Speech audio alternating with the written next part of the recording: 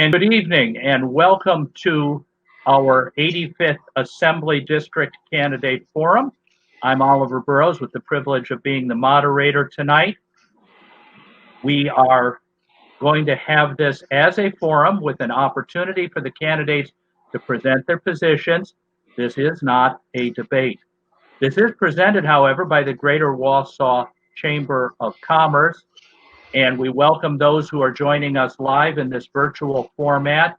It is being recorded and will be available on the Chamber's YouTube channel and will be shown next week at times yet to be determined on the Wausau Area Access Media, or WAM, as we know what the times that it will be broadcast on Wausau Area Access Media, WAM. That information will be made public. Questions have been submitted by email that we will begin with. The questions for the candidates may also be submitted via the chat box on the lower left-hand corner. We've got 90 minutes for this event. First, I'd like to introduce Democratic candidate Jeff Johnson. On your screen, he will be to my left, and to my right is Republican Pat Snyder, incumbent. At this point in time, candidate Jeff Johnson, you have 2 minutes to introduce yourself to our viewers. Thank you, and thank you to the Chamber for this opportunity. I really appreciate it. Now, as a lifelong resident of Wisconsin, there are certain things that I learned that's expected of Wisconsinites and of Americans in general. Things like honesty, to always tell the truth, compassion for others, and to always treat everyone with dignity and respect. Sadly, very little of that exists right now in politics today. We're more divided than we have been since the Civil War. And that division, sadly, is deliberate. From the White House on down, that division is sown to keep us divided into different camps, when the reality is that we all pretty much want the same thing. Whether you tend to vote Democratic or Republican, we all want the same basic things. So we all want to be able to make enough money to take care of our families. We want good schools for our kids. We want good roads, clean air and water, and the freedom to enjoy our lives. These things are universal. And rather than being pitted against each other, we need representatives that unite us and that represent us in the 85th Assembly District. And that's why I'm running. My life has kind of been, the way I was raised was kind of devoted to helping other people out. Whether it was my service in the military, working as a public employee, first as a corrections officer, later as a probation and parole agent, serving on the Marathon County Board, serving as a union official when I was a state employee. It's always been about trying to look out for others and trying to make the world a better place for all of us.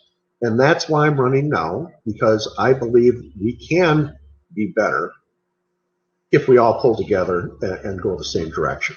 Thank you. Thank you, candidate Johnson. And now, candidate Snyder, you have 2 minutes. Thanks, Oliver, and thanks to the Wausau Area Chamber for hosting this event. I grew up on the northwest side of Milwaukee, and in my career, it took me to Iowa, Illinois, but I always wanted to get back to Wisconsin. I was able to do so back in November of 2000 when I became a morning host with WSAU Radio. And I stayed morning host for the next 12 years, which was always very enjoyable. Then I became working for Congressman Sean Duffy as his outreach director, and decided to run for the Assembly in 2016. And, it was quite an experience and was an honor to be elected. And since that time, I've been able to accomplish a lot of things, not only for the 85th Assembly District, but for the state of Wisconsin. My first term, I was honored to be the co-chairman with Representative Doyle out of Alaska with the foster care task force, which we had 15 bills come through, bipartisan bills, and were able to make a big difference there. This last session, I was able to be part of the adoption task force, And as chairman of the Children's and Families Committee, we passed through a lot of legislation because I believe in order to make things better, we have to start with our kids. And I have a very good relationship with Secretary Amundsen of the Department of Children and Families. I think that if we can reach kids that are in trauma environments early, we can break that cycle that we see so much. But also, I've done other things like Sarah's Law, bringing threats to family attorneys to felony level. 3 ADAs wanted 4, only got 3 in this last budget. Was able to help get a judge here in the state of Marathon County. So, Thank you, candidate Snyder. First question, first opportunity to respond will be candidate Snyder. What, in your view, has the state done right and done wrong in regard to the COVID-19 pandemic?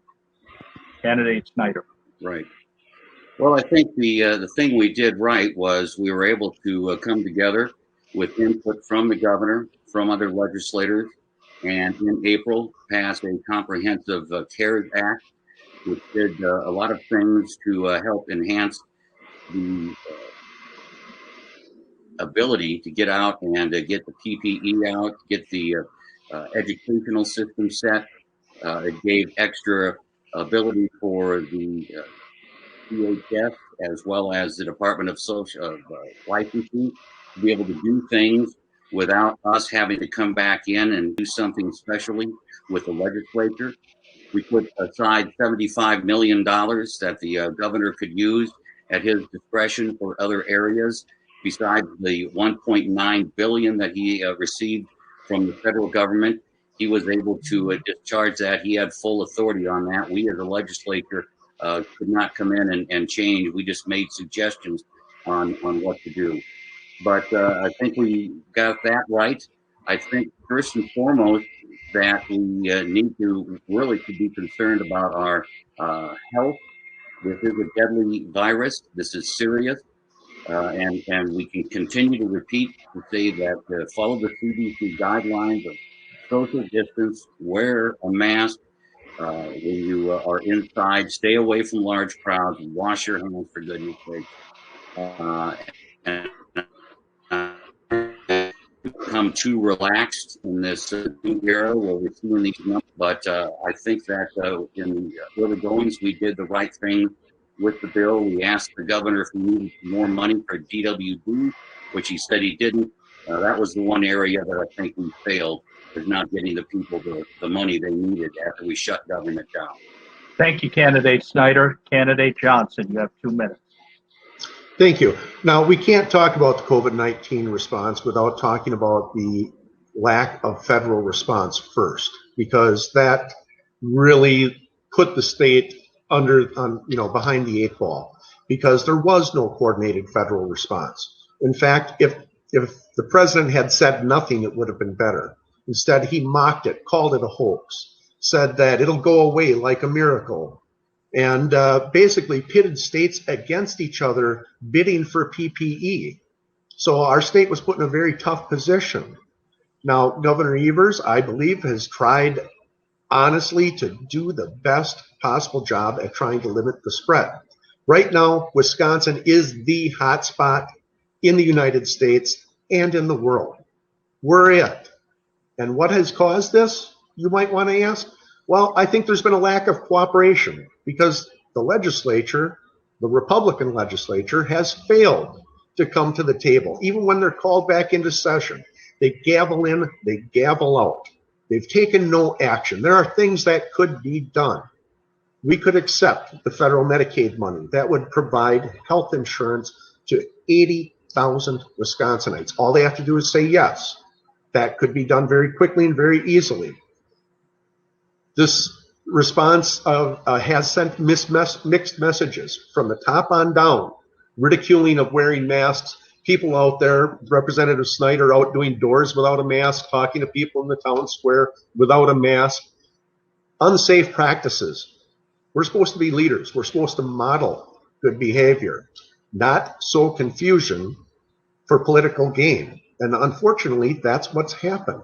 but it doesn't have to be this way. We didn't have to be a country with 20% or with 4% of the population and 20% of the deaths. Thank you, Candidate Johnson. For our next question, where do you draw the line between safety, mask mandates, and liberty, allowing individuals to choose what measures to take for their own protection? Candidate Snyder, you have 2 minutes. Well, when it comes to statewide mandates, if they follow the legal law, the statute, that's the privilege of it. I don't really like the statewide mandates as much as letting the counties and regions decide on what the best practice is. Because locally, they know the numbers and they have the ability to be able to implement that if they feel that is necessary. You have to balance civil liberties along with the health expectations as well. And I think people in general are, good folks. They're human. They've been cooped up for 7 or 8 months, and they take. I think this latest surge has to do a lot with folks that maybe go to weddings or go to social events, even if it's a small crowd, thinking that everything's safe because they know the people and things of that nature. But we're finding out differently. But when it comes to mandates, it needs to go the 60 days, and then it needs to come to the legislature. And we can't have one person as governor, be it a Democrat or Republican, decide to run things on their own. And, the fact of the matter is that we did have a meeting with the governor back in early May, or late May, I should say, about the DWD. And we told him that we had money here, whatever he needed to do to get this backlog done. He told us the backlog would be eliminated by August and didn't need any more money. We had to basically beg him to open up and do Saturdays to process this. And we still have a backlog going on now. We have reached out several times, but we have also heard nothing when we have reached out to try to help out. And that includes money where needed with the JFC, with JCRAR, a lot of activities there that we've offered. Thank you, Candidate Snyder. Candidate Johnson, you have 2 minutes. Well, let's put this in perspective.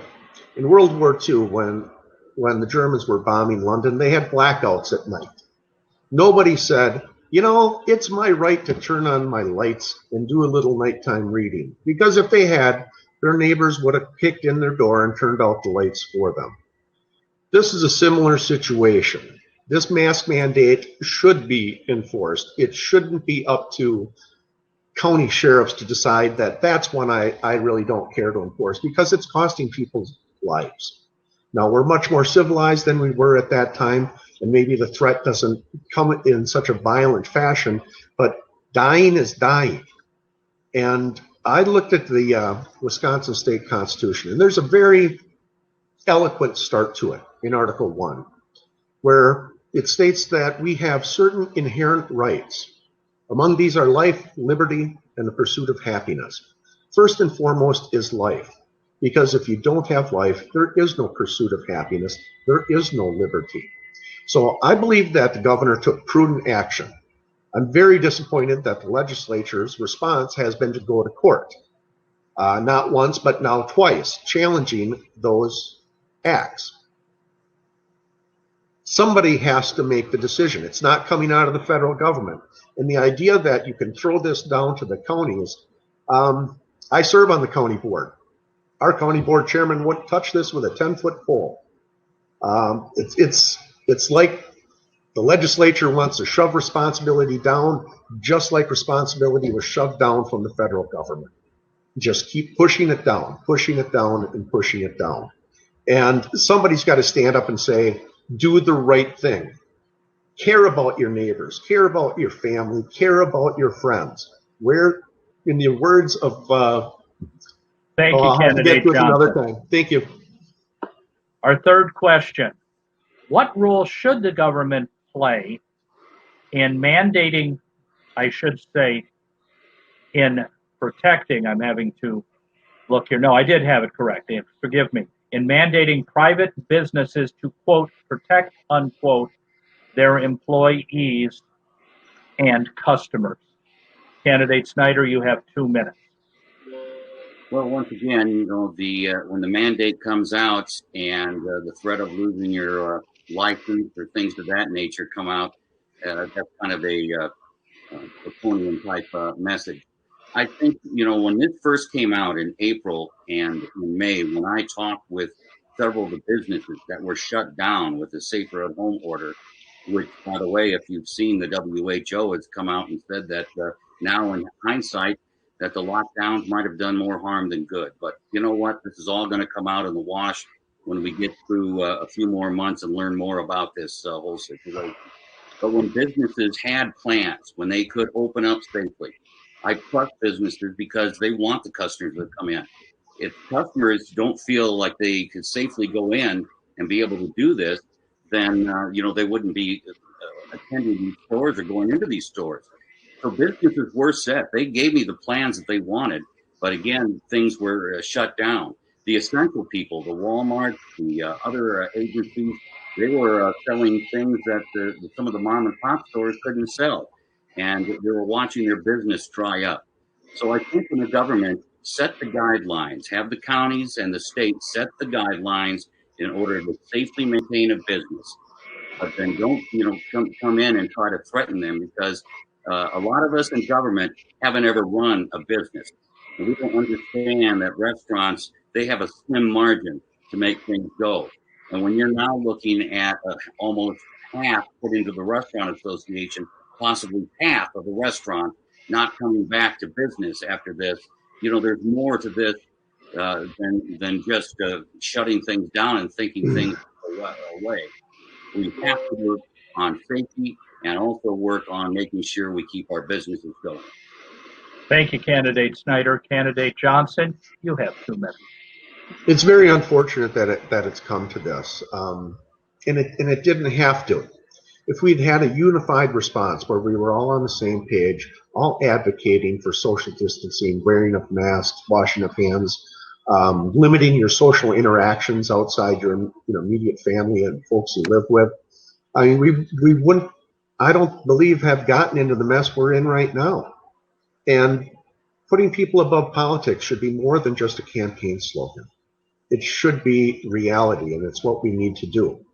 Now, there was an opportunity at the federal level to provide assistance. Unfortunately, the CARES Act, in my opinion, wasted billions, if not over $1 trillion, rather than focusing on small businesses, because it is going to be tough for restaurants. I know restaurant owners, and they're having a hard time through no fault of their own. During this pandemic, I've tried to, our family has tried to support local businesses by ordering takeout when there was safer at home. If you could do pickup and takeout, we did that, and we would go to different businesses, locally owned businesses. I'm not so worried about the chain businesses. I'm worried about the locally owned ones. And they were the ones who were kind of shorted in the CARES Act. When $500 billion, that's billion with a B, was sent to unknown places, only Secretary Mnuchin and the president know where that money went, and our local businesses are drying up, that's wrong. We should concentrate on the local businesses, concentrate on working people, and we would have had a better chance of getting a handle on this, and people wouldn't have been forced to go to desperate measures to make ends meet and get on with their lives. We had the resources to do it. They were allocated poorly. So that's where I stand on it. Thank you, Candidate Johnson. Changing subject areas, has public education been adequately funded? If not, what changes should be made? Candidate Snyder, you have 2 minutes. Well, you know that the K through 12 funding is the top funding in our state budget every year. It has number one, number two is Medicaid. So these are priorities.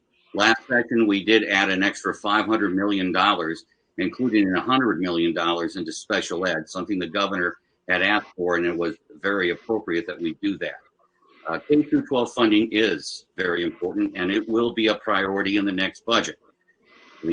That as well as the healthcare and as well as our roads. Those will be areas we prioritize besides getting our businesses going again. The funding situation with K through 12, it seems like even before I got into the legislature, they're trying to figure out ways how we could change the funding mechanism so it's a little more fair for some of these schools, especially up here in the north.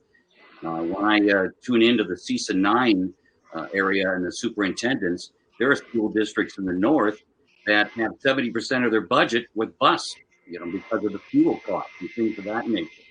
Enrollment has gone down in the K through 12 system up here in the Northwoods over the last 10 years by about 23%. So we have to make sure that it's allocated, because schools still have to turn on lights and teachers are still there. And having a daughter as a fourth grade elementary school teacher, I do have a pretty good avenue of hearing some of the things that are needed in the classrooms. And that's an area that I would like to see some of the money being able to be appropriated to salaries for our teachers who are doing a tremendous job. People should give them credit because they're working longer and harder now during this pandemic than they have normally in a school year. And sometimes people forget about that. So Thank you, Candidate Snyder. Candidate Johnson, you have 2 minutes.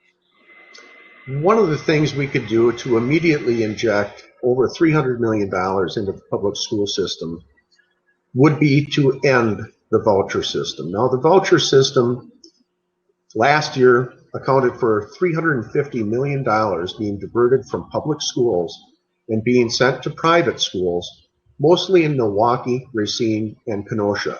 And that money is taken out of every district's share, so everybody pays into it. There are smaller schools in the rest of the state that receive money, but the bulk of it goes to the southeast corner of the state. I am not a fan of vouchers, and I say this as a graduate of a private school.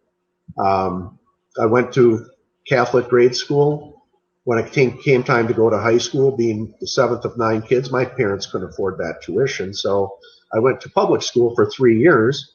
But my senior year, I decided to go back to public school, but I had to raise my own tuition. So I sold men's clothes at Carl Putzer's Menswear and to pay my tuition, which, by the way, was more than my first year of college. And I'm very proud of the fact that despite it was the 1976 and 77, I did not sell one leisure suit. But I paid my own tuition. I really did. Nobody was looking out there with their hand out. And the majority of people getting these vouchers were already sending their kids to private schools. So we can stop that. And we need to end that because the cap for funding for that voucher program goes up 1% every year. And in 2026, the cap is totally lifted, meaning there is no limit on how much money can be diverted out of our public schools and into voucher schools. So we need to stop that. I would urge Governor Evers to line item that out. Thank you, Candidate Johnson. Our 5th question, before we change the order in which the candidates get to answer: what have you done and/or what will you do to be in touch with your constituents? Candidate Snyder, you have 2 minutes. Well, normally I'm in constant contact with my constituents. I will say this, the time from the shutdown back in March until today, I have phone calls with people that have still been waiting since March to get their unemployment information and their money. We shut down the government where we're still having trouble. You saw the audit report of the just terrible, inefficient job that the DWD did, and that's just disgraceful. So that's one area that I've contacted a lot. But I send out newsletters. I have a monthly listening session that folks could come to. During this pandemic, unfortunately, because we are in a campaign cycle, I cannot send anything more than 49 pieces of emails or letters out. So it's not that something I can do in a blanket set fashion like I have previously. But I reach out, I call back everyone that calls me, and visit with them. Some are upset with things. I've heard everything, every gamut of this whole situation, from blood on your hands to why aren't you standing up for us in the mask mandate. So I've heard it all. I've answered it all, and I've told them how I feel about things as well. Uh, I'm very accessible. I always am. I'll meet folks for coffee, and I think that's one thing. A lot of people say that, you're one of the most accessible legislators that we've had here in a long time, and I pride myself in that because that's what the job is. It's the people of the 85th district, and if I ignore them or I don't help them in some of their situations, then I'm not doing my job. Thank you. Candidate Johnson, you have 2 minutes. One of the things I decided to do when I decided to run was to pretty much put my telephone number, my personal cell phone number, on every piece of literature I put out, so people can contact me because, quite frankly, the residents are the experts on what they need. And if we don't hear from them, we're operating without the best information. So I welcome calls. I've received, like Representative Snyder, I've received a lot of calls in the meantime on subjects running the gamut. And I gladly take them. As a county board supervisor, I attend our neighborhood meetings whenever they don't fall on the same night as a county board meeting, which unfortunately is often. So I don't get to as many of those as I like. But I'm always accessible. I'm through social media. I answer every request I receive, and like I said, I really want to hear from people, because unless we hear from the constituents, we're not going to know exactly what the issues are. So when it's safe, I want to hold listening sessions. Until then, we have to do it, virtually, and quite frankly, direct mail is a little expensive for my campaign. I think it's kind of funny, some of the mailers I received at my house that told me I wanted to tax the heck out of people and that people should give me a call, listed a phone number that I haven't had in like 5 years. And it was an old landline number, probably on purpose, so people would call it and think I'm hiding from them. But actually, my cell phone number is out there. It's on the county webpage. And like I said, I'm happy to hear from people. I enjoy it, and I learn from it, most importantly. And with that information, I can be a better representative. Thank you, Candidate Johnson. At this point, we're going to switch subject areas. I have one general and then 4 more specific questions in the area of economics. And in this case, Candidate Snyder, you will answer first. Candidate Johnson, you will answer second. So the first question. When am I? I think we need to switch that up, Mr. Burrows. Did I do that backwards, Candidate Johnson? I believe so. Yeah. I can't be wrong. I apologize, sir. Please forgive me for misspeaking. We're holding up a yellow card, Oliver. Mm-hmm. One more and you're off to the penalty box. No, in soccer, sir, that would mean I'm off the pitch. So I'm thinking hockey. So now, first, you get to go, Candidate Johnson, with my apologies. The question is, what are your plans to improve economic growth in Wisconsin? Candidate Johnson, you have 2 minutes. Well, I think what we need to do is invest in people, invest in small businesses. One of the things we can immediately do is start working on broadband access. If one thing this pandemic has laid bare, it's the overwhelming and far-reaching need in parts of the state for reliable, affordable broadband access. Broadband is no longer a luxury, and it's not a toy. It's essential for commerce. It's essential for school. It's essential for networking.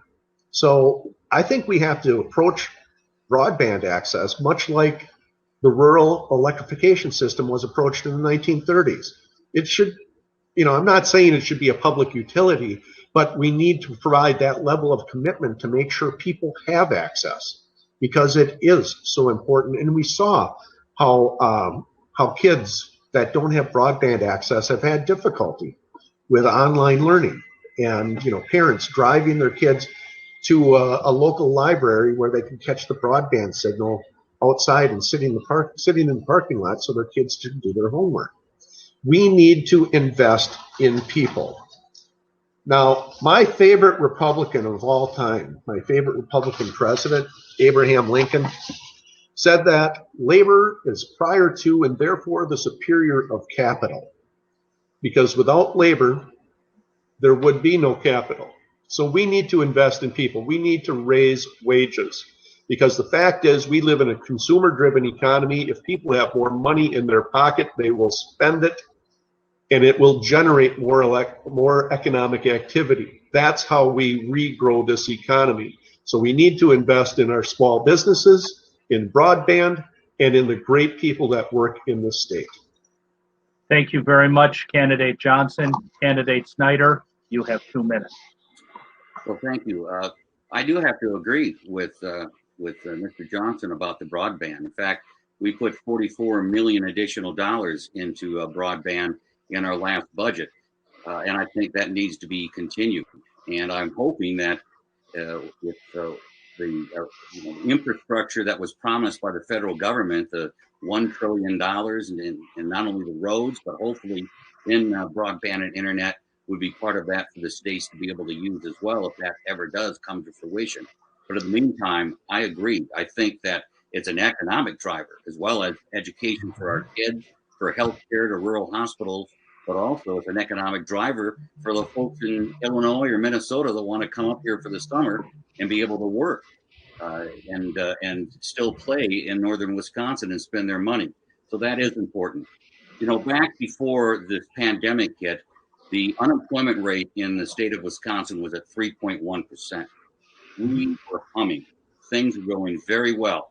People were spending a lot. In fact, when I've been out and about this summer, a lot of people making additions to their house and other upgrades to their personal homes. I think that the unemployment rate went up to 13.6 in April, and then 12.1 in May, and in August it's dropped back down to 6.2. Many businesses says they're looking for people to come in. I'm talking factories, and there's some good wages to go with that as well. So once people feel safe that they think they can return, hopefully that'll be soon, that I think the economy well in before this pandemic, that when we got the results of what we were looking at for deficit, it turned out that we were able to continue the first year of the budget. So I think small businesses are big. Thank you, Candidate Snyder. We'll move forward on that. Our next question, more specific. What activities, steps do you take on a regular basis to ensure your actions accurately represent the interests of your constituents in the area of economic growth? Candidate Johnson, you have 2 minutes. In the area of economic growth, well, I drive an American vehicle. I try to buy American products. I'll be honest, I shop at local shops whenever I can. Get my shoes from Baseman's and patronize local. We need to support the folks in our community, because every dollar we spend in the community with a local business stays here. It goes to their employees. It gets reinvested in the community. I try to avoid box stores when I can, big national chains, because that money leaves the state and it's never seen again. It doesn't have that same multiplier effect. So in my personal life, I try to support local businesses whenever I can. And one other thing I do, and this might be a small thing, but I try to treat everybody with dignity, whether I'm going through a drive-through at a fast food restaurant or anything. It doesn't matter to me. Everyone needs to be treated with dignity. That makes a difference. It makes a difference in the quality of people's lives. Everyone should have that. It should be an inherent right. So in order to kind of summarize what I do, is I think locally, and I think about, is my neighbor, my neighbors have done started small businesses at times, I support them. You know, sometimes even if I really don't like the stuff, I still might buy it because it's the right thing to do. And if we all had this attitude, if we all look towards look inside our own community first and look at it as what can I do, you know, where can I shop where it's going to stay here, where we're going to generate more, because it helps us all out in the long run. And I think that's a proper approach to take. Thank you, Candidate Johnson. Our next question is, how important... Answer, Oliver? I guess that's my second yellow card. Bye, guys. Lock him up. Candidate Snyder. Candidate Snyder, I apologize. That's two. Okay. We won't see what happens when it gets to three. Please, you have 2 minutes to answer. Thank you. Thank you, Oliver. Well, you know, one of the things I did in my first session was I was able to secure through budget appropriation a minority business grant used by a lot of members of our Hmong community, but also from other minority communities for our Hispanic and also women businesses who would be able to get that kickstart they needed. I think that we need to work with the WEDC to be able to continue to provide them with the money that they can invest in different businesses. But, you know, it's also our big factories that we're so proud of. You know, a month or so ago, they had their opening night at Las Vegas Stadium. And when I looked up in those girders, those black and silver girders, they were made right here at Merrill Iron and Steel. And when you go to the Minnesota Vikings, there's Merrill Iron and Steel. When you see Greenheck Fan Corporation, they're worldwide. These are people that are working for these companies that are getting good salaries, Colby and Colby Windows, and our medical community. But again, the small businesses are very, very important, and we have to make sure that we come out of this economic pandemic that we're having, that we provide some of the resources they might need in grants or other situations to keep them afloat, especially if there are further actions of trying to shut down their business or drastically reduce their ability to be able to provide an income. Because there are a lot of people that I have talked with when I have done doors 10 feet away and not being told that I am a nut or anything like that. They've been very friendly. But that's the best way I can find the people that are working in these industries and what they're concerned about when it comes to their salaries and their job. Thank you, Candidate Snyder. Now we could move on to the next question. How important is it that Wisconsin provide a more appealing tax climate than neighboring states to current and prospective employers? Candidate Johnson, you have 2 minutes.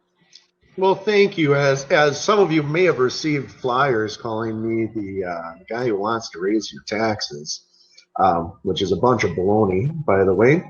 Wisconsinites, we pay on average $263 less than the national average in taxes and fees. I'm talking about individuals. Businesses, on average, pay about 5% of the state's taxes. We have a very favorable business climate.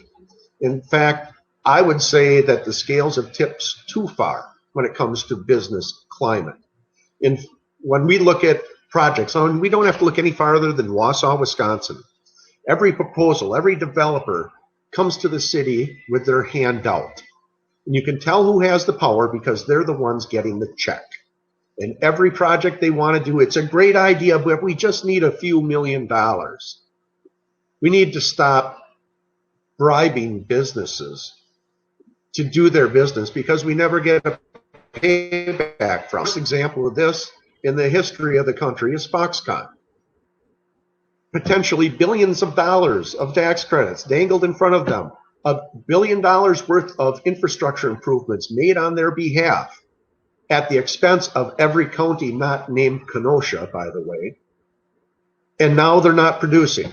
So I think we need to be a little bit careful about who we're attracting and that they're reputable, unlike Foxconn, a company so bad they had to put nets around their building because their employees were committing suicide by jumping off the top.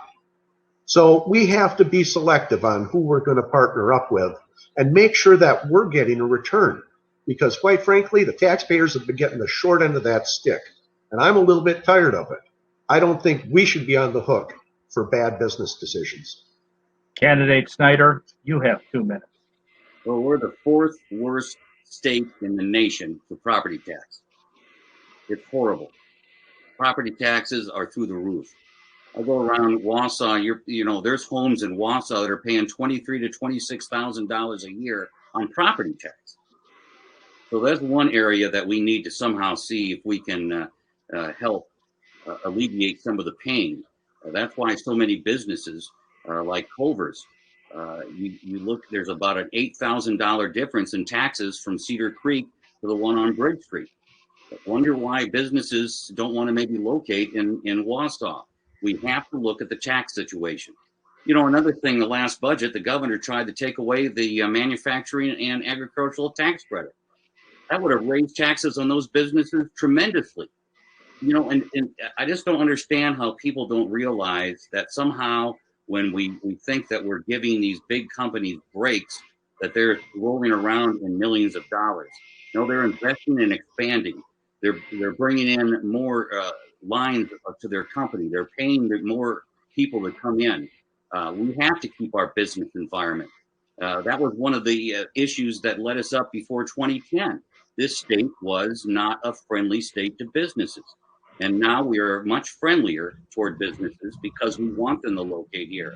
And Foxconn, we're not paying things because they haven't matched what we agreed to. They're also making ventilators right now, part of the national pandemic emergency. So, it's been 3 or 4 years since Foxconn, and people say it's the worst deal ever. Well, Florinda out in California gave millions of dollars to that group, and we didn't see a dime of that. And that wasn't tax credit, that was money by the federal government. So, there are bad decisions made, but this hopefully will have fruition. But unless they meet their goals, they're not. Thank you, Candidate Snyder. Turning to our next question, how would you help the state address its workforce issues? Candidate Johnson, you have 2 minutes. Well, I'm going to start off by saying I've worked with people from all over the country, and when I was in the service, all over the world. And Wisconsinites are unique in a certain respect. Now, everybody complains about their job in some way. When Wisconsinites complain, you know what they do? They complain not about how hard the work is or that they have to do it. We complain that there's a better way to do it if the boss would only listen, because we can do it better. Wisconsin workers take pride in what they do, and they want to do the best job possible. And they need to be recognized for that, and they need to be rewarded for that. I think regardless of what type of training is needed, Wisconsin workers are up to the challenge. If given the opportunity to get the training needed, I don't believe there's really a worker shortage. I believe that there's a shortage of good paying jobs that are incentivized enough for these hardworking folks to go into. And will outbuild anybody. Wisconsin is a manufacturing state. The number one by percentage manufacturing state in the country. We make things here. And when I moved up to Wausau in 1993, first thing I noticed is the amount of small manufacturing businesses dotted around the city. It's kind of given us a luxury that we're a little bit recession proof because we don't rely on one huge employer. There's a lot of small employers and a lot of great employees. So pay them a little bit more. They'll show up and they'll do tremendous work, as they always have. But we do need to rebuild the public school system, stop siphoning money away from it. We need to be innovative, partner with the tech schools a little bit more, and provide the training that employers are looking for. Thank you. Candidate Snyder, you have 2 minutes. Well, again, I'll remind you that before the pandemic, we had 3.1% unemployment. So, and they were still looking for workers back then. I mean, there were jobs available. In fact, we were hoping that more would move into the state of Wisconsin and locate here. When it comes down to businesses, they can't find workers. And in talking with the manufacturers and other businesses I've talked to, they do have very competitive raises or salaries. If you listen to some of the advertisements, Colby and Colby, my goodness, it's amazing the pay you get first shift, second shift, and being able to have the determination to work 4 10-hour days. I mean, there are a lot of ways they're trying to incentivize people to come in and find jobs. I just think that it's right now a situation where folks have been away from it for a while. They have had jobs that they had that were paying pretty well, that suddenly now, because of the COVID, we've learned ways to maybe streamline that from home, and suddenly they find their jobs disappear. Administratives, people that work for hospitals and for other organizations find themselves on furlough now. So we have to get these folks back into the workforce as well. But I don't think it's the matter of the fact that the salaries aren't there, because in order to get people, they are throwing up a lot of big salaries to get them in to their factories and to their businesses, because there aren't enough people to go around. I can hear different theories of reasons on that. They're just theories. I just think that this pandemic has scared some, and some people don't maybe want to start a new job from the one they were let go of, and it's a little afraid for them. So I think it will all come to fruition as we move forward. Thank you. And our last question before we go to questions that I have preceded by questions from our viewers. How will you help protect Wisconsin against the economic threats of the pandemic? Candidate Johnson, you have 2 minutes. Well, again, we're going to have to invest in people. And again, a huge opportunity was missed with the CARES Act by not investing in people and small businesses. Because I don't think, hopefully we turn the corner on this, but nobody knows when that is going to happen. So we have to listen to the science. We've got to support each other. And we've got a plan to invest in our small businesses and our workforce going forward. By doing that, we can rebuild the economy. Now, I stated earlier that we live in a consumer-based economy. Unfortunately, what's happened in a lot of ways is money has been siphoned out of the working class. The working class pays more and more. Raises have not kept pace with inflation. I do most of the shopping in my household. I know that the price of just about everything has gone up, and wages have not kept pace with that. So when we're going to start from scratch, we have to make sure we're paying people a livable wage. They shouldn't have to work 3 jobs to pay rent and own a car and enjoy their 1 or 2 days off if they're lucky enough to have 2 days off. So I think we need to look at the whole structure of the economy, support those small local businesses more, and support the people who work there. And again, we can pump a little bit of money into the economy immediately just by saying yes to those federal Medicaid dollars. Accept the $200 million plus dollars. It would strengthen our healthcare system, our local hospitals, because that's where the money would end up. And it's sadly needed right now. So I wish we had more people willing to say yes to our own money. Thank you. Candidate Snyder, you have 2 minutes. Well, the main thing is to be able to help the folks in the areas they need the most help, be it find people to fill their positions, but also to make the environment safe so that they can get back to as normal as fast as possible. And that means that if businesses need the PPE or other situations that might call for, then so be it.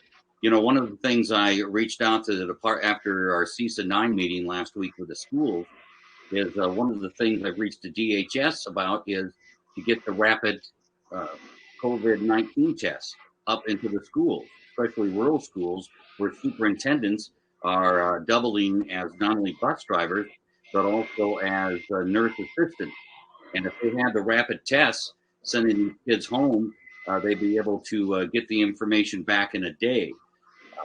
Right now, if a child has signs that they might have the virus, they get sent home. But right now, the parents, not all the time, will take them in to get tested. So they've got to be out of school and go virtual for 14 days.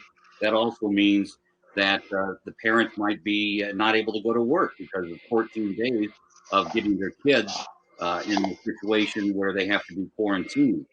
So I think the things we can do to be able to help parents that right now are struggling. I had one grandmother who worked from home for Marshfield Clinic say that her son and daughter had to pay an extra $300 a week just so that their child could go virtual at Wausau because they both had jobs they couldn't give up. So that's why we got to figure out a way to make it safe so that these kids can get back into school where they can be watched over, and that the parents can make sure that they have those two income coming and we don't disrupt that work chain. Thank you, candidate Snyder. At this point, we are going to turn to questions from our viewers. And I want the viewers to understand that some of the questions may need to be slightly rephrased so that they understand that I'm doing my best to honor them, but make the questions in a way that both an incumbent and a challenger can have an equal opportunity to answer them. So for this first question, I will let you, candidate Johnson, go first, candidate Snyder second. And assuming I keep track of which way I'm going, we'll alternate then afterwards. All right. So this question states 70% of Wisconsin voters and 53 out of the 72 Wisconsin county boards support nonpartisan legislative redistricting. Have you or will you pledge to support a nonpartisan commission process to redraw legislative district maps in the next session of the legislature? Candidate Johnson, you have 2 minutes. I absolutely support fair maps. In fact, on the Marathon County Board, I was one of the driving forces behind passing a resolution supporting fair maps. The situation we have now is, it's bad in Wisconsin. It's the worst gerrymandered state in the nation. When one party can get 46% of the vote, 200,000 less votes than the other party, yet get 64% of the seats, something's rotten in Denmark. It's just not representative. And it leads to some very poor situations in Madison where you have whoever's going to win in that gerrymandered district, whoever wins the primary is virtually guaranteed that seat. So in a primary, the people that win are the most radical, be it on the right or the left. So what you get in Madison is the farthest right people and the farthest left people. And gee, it's amazing they don't talk to each other. How did that happen? Well, the gerrymandering is to blame for that because they don't have to. And right now, Republicans are virtually guaranteed a majority until new maps are drawn. They had a law firm in a secret room where legislators had to sign secrecy pledges just to look at the proposed maps to build that permanent advantage in. This is one of the few districts in the state that when you look at the map, it's not bright red or bright blue, it's light pink. It's one of the few competitive districts in the state. And we need to end gerrymandering. No party should be in charge of it. No politician should pick their voters. It's very simple. Voters should pick their politicians, and politicians should not have a say in who's going to vote for them. We kind of look like a banana republic at this point. Thank you, candidate Johnson. Candidate Snyder. Well, the state constitution says the legislature will draw the maps, will draw the line. This time I would say that the new maps coming out will probably be drawn by the courts. Because we'll come up with our maps, the governor or the Democrats or his People's Commission on Maps will come up with something and we won't agree. So the court will decide. So then we have 10 years to decide whether or not we want to go to a fair map type situation. Everyone points to me about how the state of Iowa has done it, and they've done it well. They're also a box, and a box is easy to divide up. They also have, I like to know a little bit more about this unbiased or nonpartisan commission, because when the people's maps were put together and this group of people that the governor appointed, all of them, most of them were signing recall Walker, donated to Democrats. There was one Republican that was on that list. So to me, I don't see how that's going to be nonpartisan. And it's hard, no matter what, to have Republicans.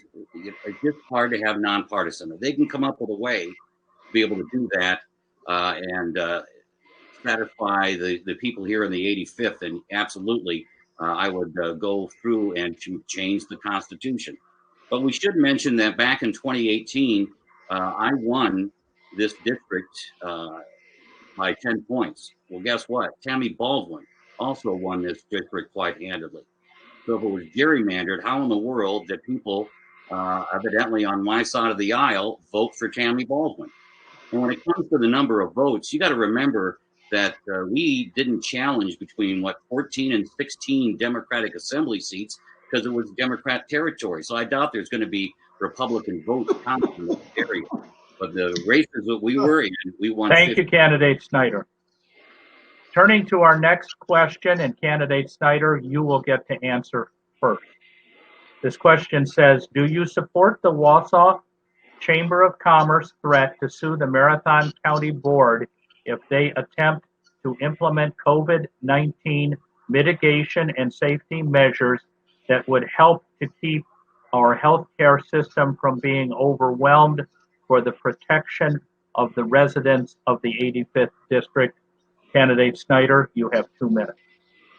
Well, I would have to see what they are bringing up, and we also would have to see what was being relegated by the Department of Health on businesses. If it was something that was onerous, something that would have serious ramifications on a person's livelihood and economic viability of our community, then I would probably go through and support that.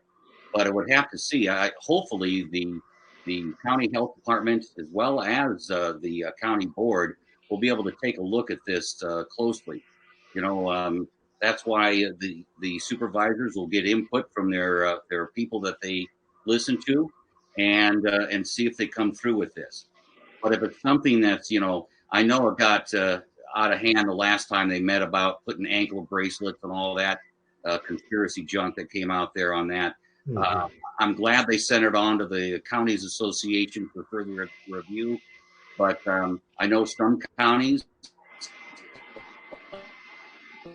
have come up with rather tough situations. With the pandemic, they've got to worry about having their stores looted and burned by the unrest down there in Madison as well. So I would have to take a look at the language of it and to make sure I could support, but you can count on this, that I will be in full support of our businesses and keeping their livelihood going, but also to make sure that we do it safely. And I personally believe that we can do both.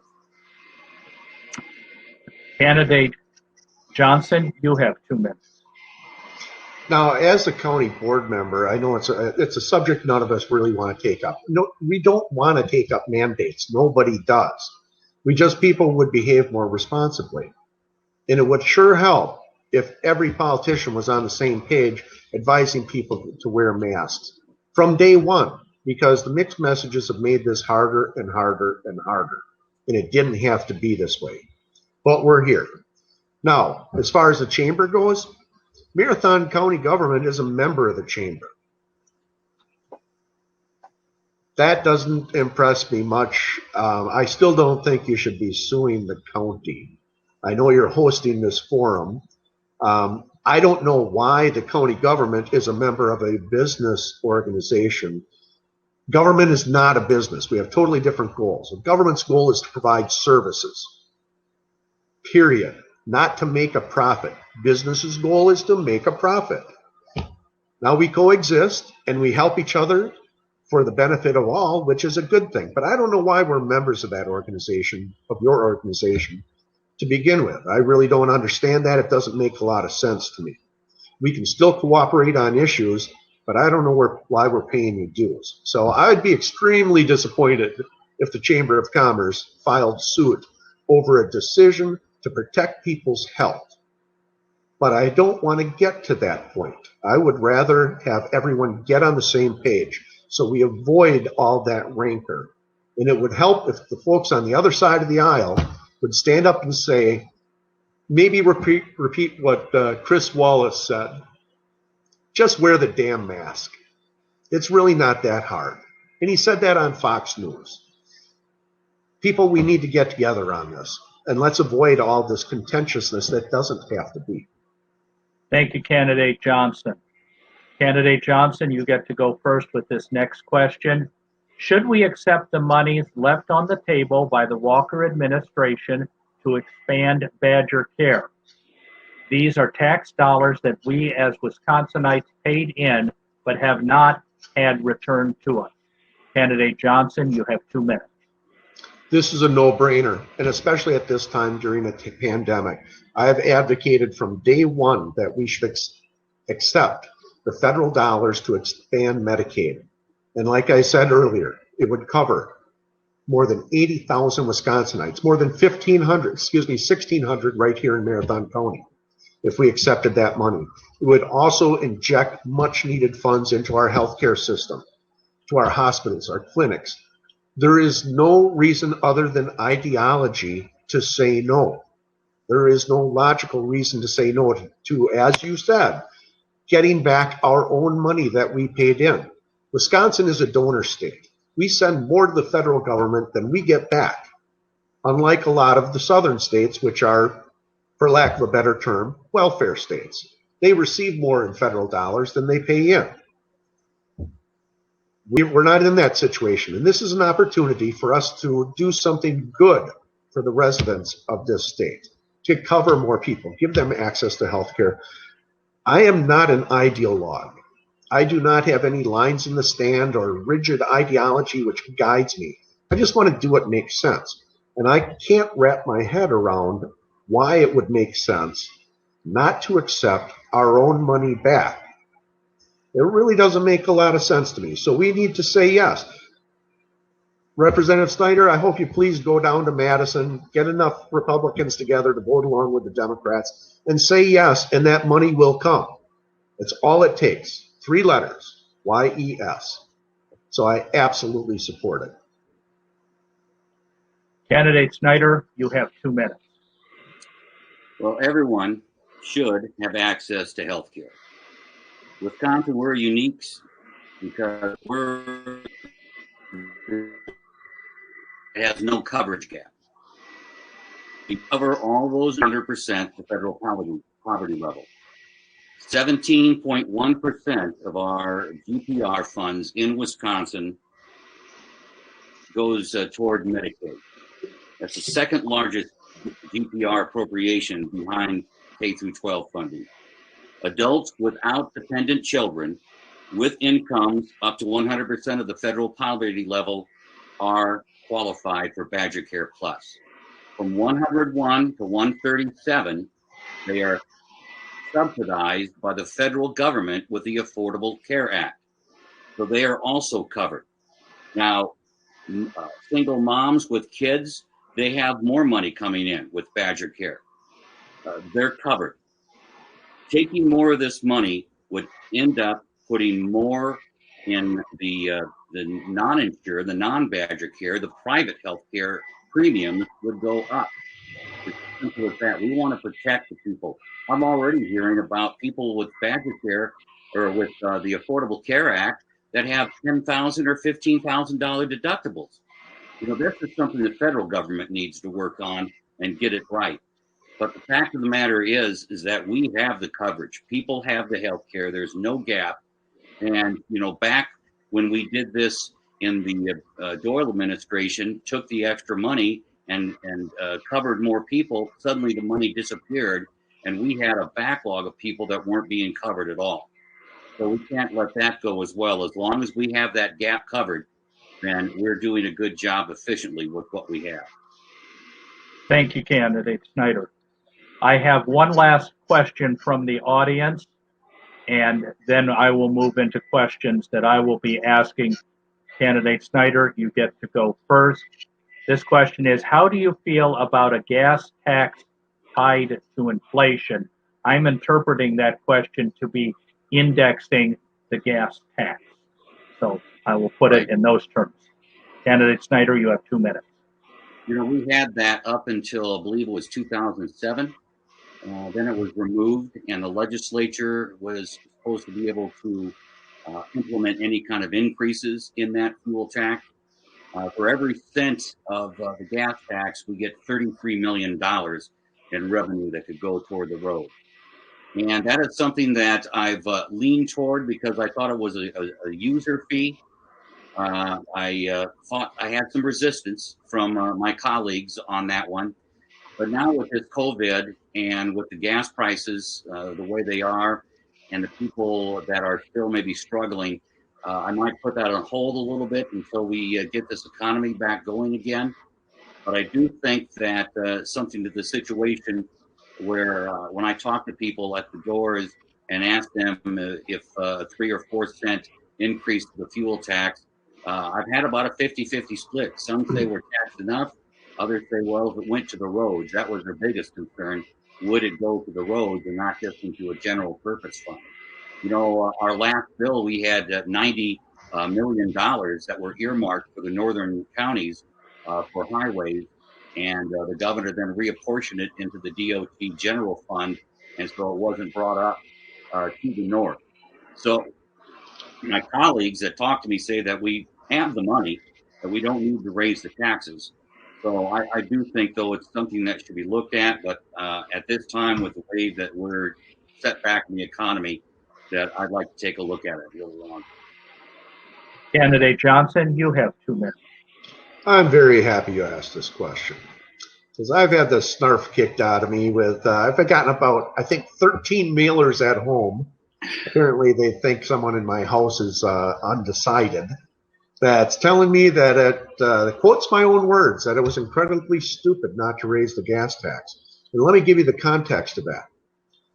When it was time to fund additional road or provide additional funds for road repair, road building, and it was badly needed because our roads are in rough shape, the legislature decided to raise the money by raising registration fees. Only Wisconsinites pay registration fees. A gas tax is paid by everyone who drives through the state and fills up their tank, including all those fabulous people from Illinois who come up on the weekend. So it would have cost Wisconsinites less if we raised the gas tax. I should have phrased it better. I should have said it was incredibly stupid to raise registration fees instead of raising the gas tax, because more money came out of Wisconsinites' pockets, and I don't care if you call it a fee or a tax, it's money out of people's pockets. And we did have indexing. And yes, it was Democrats in 2007 that stopped it. And serving on the infrastructure committee for the county that oversees all the road maintenance, I can tell you the cost of asphalt goes up every year. The cost of concrete goes up every year. The cost of culverts, just about everything. And our county work, our highway crew has done a tremendous job, getting by with what they have. But it's not enough to keep the roads in shape that they need to be. So indexing is necessary. And we can, should have done that rather than the registration fees. It would have been a user fee. The more you use it, the more you pay, and it would have cost Wisconsinites less. Now turning to questions that I will be presenting to you. Candidate Johnson, you get to go first on this question. And I'm going to follow up on this last viewer question.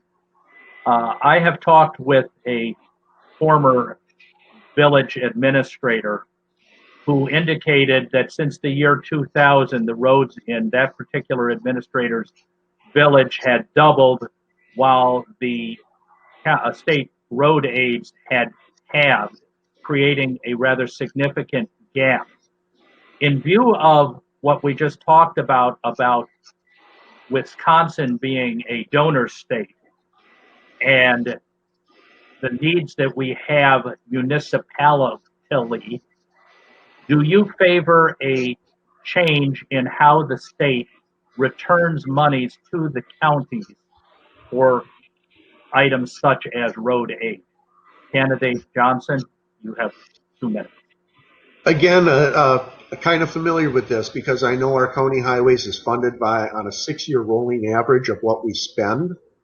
And because our county highway department has done such a great job doing more with less, we're essentially in a death spiral because we've been spending less trying to get by, which lowers the amount of aid, GTA, general transportation aid, we get from the state. And Marathon County has more lane miles than any other county in the state. We're the largest geographic county. We have more than 1,200 miles of road that our county road department maintains. So we've got to do something different. Right now, what the county is looking at, because interest rates are so low, we could actually come out dollars ahead and we have no shortage of projects to do. If we did a bunch of projects, borrowed the money at less than 1% interest, raised our 6-year average, we would get more money back from the state than it would cost us to borrow the money. So I know that the highway commissioner and the infrastructure committee is looking at that. I don't know where that's going to go. Obviously, we'd like to get more aid out of the state because we have a great need, and it's the lifeblood of commerce. We need to take care of our roads. And as I said earlier, the cost of asphalt, cost of concrete, cost of labor, everything goes up. And we've been very innovative. We switched to brining rather than rock salt, which has been a significant cost saving. But you can only squeeze so hard before you need to open the spigot and get more dollars in to do the work that's necessary to keep those roads in good, safe condition. So we've got to change something. Candidate Snyder, you have 2 minutes. Yeah, I think when it comes to this formula, a lot of times I visit with Senator Jerry Petrusky, who's really very knowledgeable in this. He runs the Transportation Committee in the Senate. I know I get called and informed about the tough situations from Jim Griesbach of Marathon County. But this is something, when we take in and look at the funding issues, we also are bringing in the Towns Association, the Counties Association, because things are done differently when it's a town compared to a municipality. So these formulas move through, but I do hope the state can come through and provide more funding for these situations. But again, it's priority issues, and again, K through 12 and roads. Those are the three that we look at the most. We think about this next budget, it is going to be tight. And so we have to really look at what we can do, making sure that we hit these priorities, but live within our means as well. Turning to the subject, or I should say returning education, my question is this. Having talked with a former Wausau school district superintendent in a dizzying discussion of primary, secondary, and tertiary funding mechanisms, rates, ratios, and how they affect all school districts. Do we need to change the manner in which public schools are funded? And if so, how? Candidate Snyder, you have 2 minutes. Well, this is an excellent question, and it's been something that's been brought up every session that I've been there, is figuring out new ways to try to formulate the funding of it. I know when talking with Senator Petrusky, we'd love to be able to get away from the property tax issue. It just seems like there's winners and losers when it comes to that, with the big schools down in the southeast compared to the smaller schools up here in the north.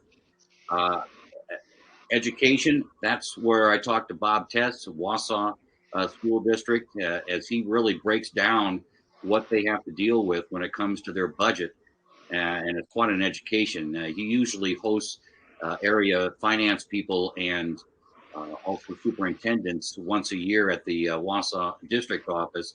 And I'm able to listen to some of the challenges that they have and even some recommendations of ideas how to push it forward. I'm not on the education committee, but if there is a way to be able to have a steady flow of money that would come into these public schools, and the parents have a choice of what they want to do, then I'm all for it. To say that I have a magic formula for this, I don't. That's not my expertise. I leave it up to the administrators of the schools and also the education committee and the governor and the joint finance committee to come up with the best solution. But I do know it is a top priority when it comes to our budget every year. One last question before we come to my October surprise. Mr. Burrows, do you mind if I answer that? Oh, I had to make it equal there, Candidate Johnson, from my previous snafu.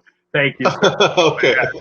Well, he's going to be totally off the ice, off the pitch, everything. Yeah. School funding is always, well, it's tough to find an equitable way to do it because a lot of our rural districts have really borne the brunt of this. And, districts have consolidated. We have kids riding the bus for over an hour, hour and a half, sometimes 2 hours to get to school. And it's not right. It just is not right. Now, I know that the population density is much lower up in the rural areas, but those kids should have the same opportunity as the kids who live in Madison or Milwaukee or Appleton have. And they don't. The reality is they don't get that same opportunity. They don't get that same access. We do need to look at the funding sources. And I agree, the property tax is, just because it's always been done that way, maybe that isn't the best way to do it. And this is something, like Representative Snyder, I need to learn more about. I do. I need more information. I'm not smart enough to sit here and tell you I have an answer to that. And, when I decided to run for office, I said, I'm going to be honest. If I don't know an answer, I'm going to say, I don't know. I don't know what the right funding source is. But I know that the system we have right now is unfair to a lot of our rural districts, and it puts an undue burden on those folks and kind of shortchanges their kids. And that's not right. We should all get the same opportunity, and we need to find a way. There's a lot of smart people down there. We need to put our heads together and come up with an answer to adequately fund every district in the state without harming the taxpayer. The last question before we go to my October surprise is, when we take a look at the issues of alcohol and other drug abuse and how we have been addressing these issues both before and now during the COVID-19 pandemic, are we doing enough? And if not, what should change? Candidate Johnson, you have 2 minutes. I know it sounds counterintuitive, but the first thing we should do is legalize marijuana. States that have legalized marijuana, regulated it, taxed it, solves a couple of problems. Number one, we get increased revenue from the taxation. Number two, it's government regulated. People who are buying it know what they're getting. Number three, it's safer than alcohol. No one has ever died from a marijuana overdose, ever. Alcohol is another story. It's not physically addictive like alcohol is. And alcohol has long been considered by some a gateway drug. As a probation and parole agent, former, retired, I supervise a high-risk gang and drug caseload for more than 10 years. The only reason marijuana is a gateway drug is because it puts you in contact with a person who's selling you the marijuana who wants to sell you other things. Legalizing marijuana, having government-sanctioned stores, takes that situation away. States like Colorado have seen a significant drop in opioid and other hard drug use after they legalized marijuana. I went out to Colorado and I met with alderpersons, cops on the street. I wanted opinions from everybody on and this was about 6 years after they fully legalized. The cops said the only increase in crime we've seen is people trying to break into dispensaries because it's an all-cash business because the banks won't touch them due to federal regulations. The older person said she cited a significant drop in not just other hard drug use, but also in crime in general. So there are benefits that come from it, and it would also help ease overcrowding in our prisons. We don't have a bunch of people in prison just for smoking pot, but we have a lot of people serving longer sentences because of that second Candidate Johnson. Candidate Snyder, you have 2 minutes. Well, this is an area during this pandemic that really has concerned me a lot. People know my story. I am an alcoholic. I am addicted to that. And I know many of the AA meetings right now are Zoom. And to be able to meet in person is so important. So I do worry about the folks that need help, that need that support group, because it's important. Addiction, especially as alcohol, is simple.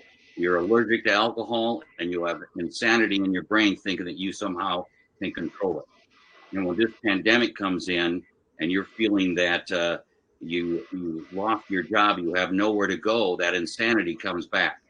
And I am worried. And opiate deaths have gone up. Suicides have gone up.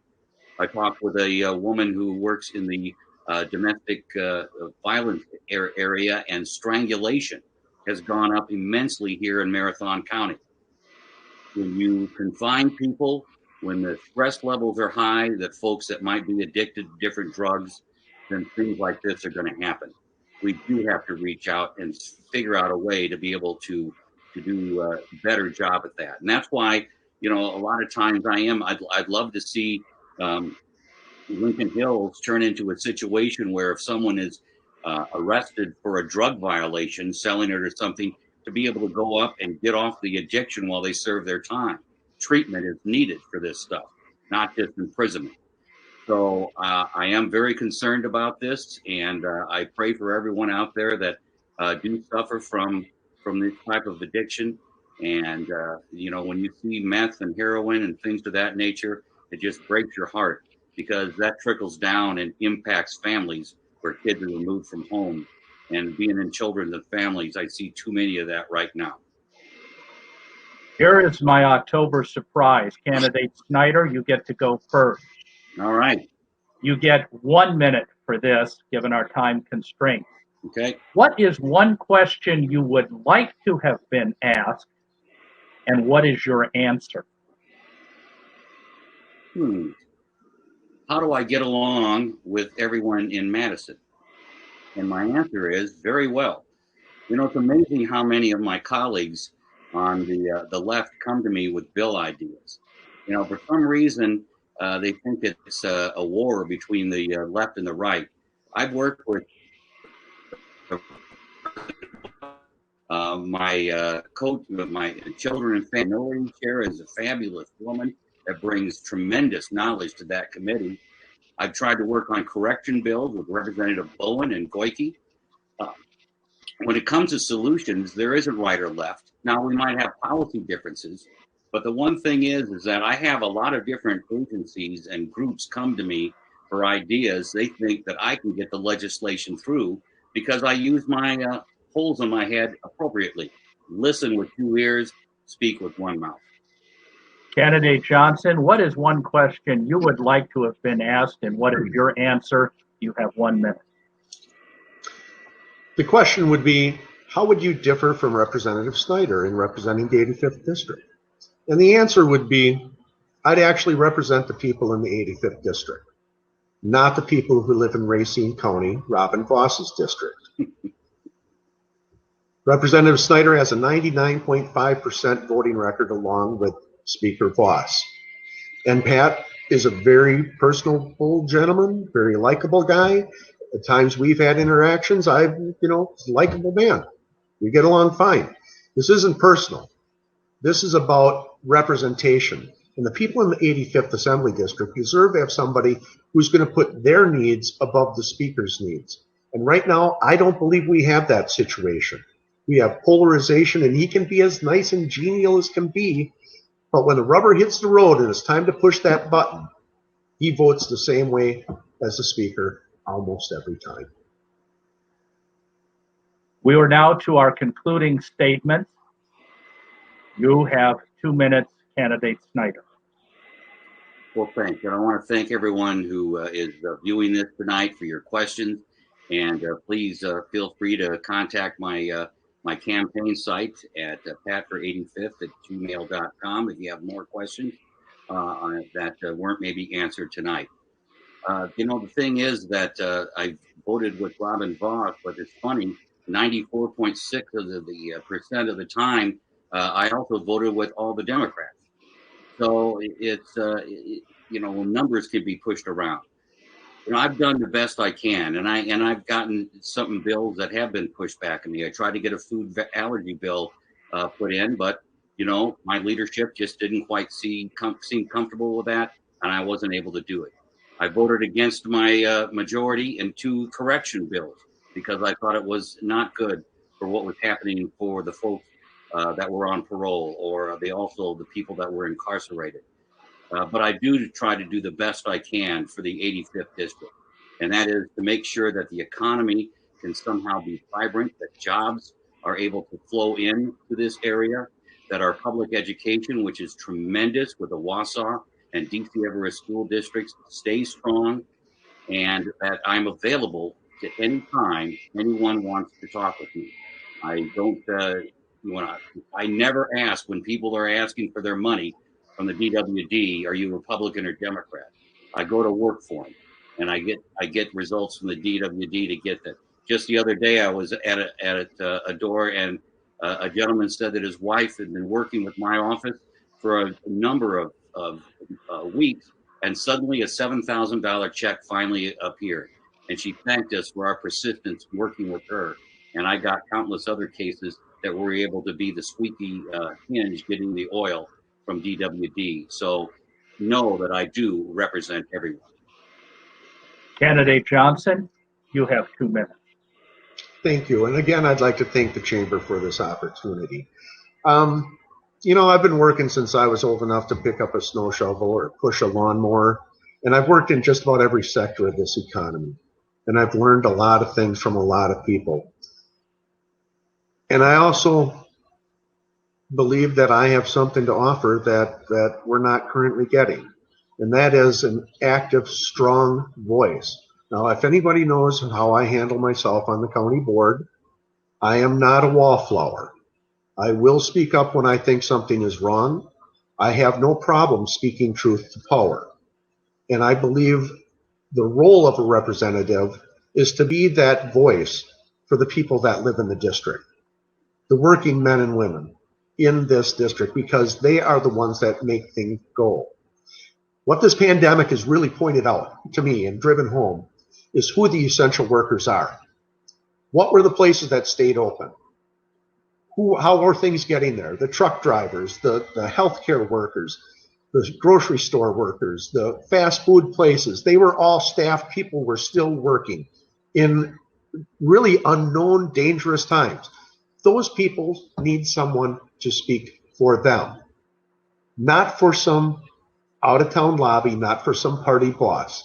And I'll tell you this, I really do pity the party boss who tries to tell me how I have to vote, or the lobbyist who calls and tries to pressure me, because it will not go well for them. I'm a very independent guy.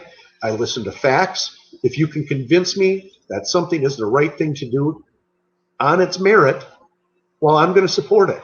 But again, I don't come from any ideology. I'm an independent thinker, and I will represent and answer to only the residents of the 85th Assembly District.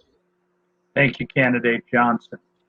Again, we thank all of you who have watched tonight. I apologize for my 3 gaffes. Again, we thank the Greater Wausau Chamber of Commerce for sponsoring this event. We have been recording this program, and it will be available on the Chamber's YouTube channel, and it will be shown next week on Wausau Area Access Media, whether it's channel 980 or 981. I do not know at this time, nor do I know what the schedule will be, but that information will be publicized as soon as it is known. Candidate Johnson, Candidate Snyder, thank you not only for your participation, but for your graciousness and your decorum. And I thank again all who listened, watched, and again, the Greater Wausau Chamber of Commerce for its sponsorship. Thank you. Thank you, Oliver.